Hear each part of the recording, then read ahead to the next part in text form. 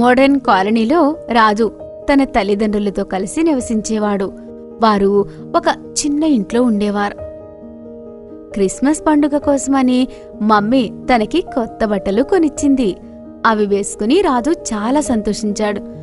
తర్వాత బయటికి వచ్చి చూస్తే అందరి ఇళ్లలో డెకరేషన్ పనులు మొదలయ్యాయి. ఇది చూసిన రాజు తిరిగి వాళ్ళ అమ్మా నాన్నల దగ్గరికి వెళ్ళాడు. ఇంకా ఇలా అన్నాడు, నాన్న, అందరి ఇళ్లలో వాళ్ళు డెకరేషన్ చేసుకుంటున్నారు. మన ఇంటికి మనం డెకరేషన్ ఎప్పుడు స్టార్ట్ చేద్దాం? బాబు, 2 సంవత్సరాల నుంచి మన ఇంటికి రంగే వేయలేదు. మీ నాన్న దగ్గర రంగుల కోసమే డబ్బులు లేవు తండ్రి. మరి క్రిస్మస్ కోసం ఎక్కడి నుంచి వస్తాయి చెప్పు? వాళ్ళ నాన్న అమ్మని మౌనంగా ఉండమని సైగ చేశాడు. ఇంకా ఇలా అన్నాడు, బాబూ, శాంటా తాత వాళ్ళ ఇంటికి రాడు. అయినా వాళ్ళంతా అంతలా డెకరేట్ చేస్తున్నారు. మన ఇంటికి స్వయంగా శాంటా తాత వచ్చి ఆయన మ్యాజిక్తో అంతా డెకరేట్ చేస్తారు.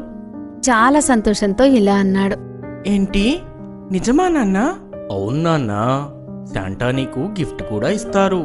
ఆ మాటలకి రాజు చాలా ఆనందించి మళ్లీ బయటకు వెళ్ళాడు.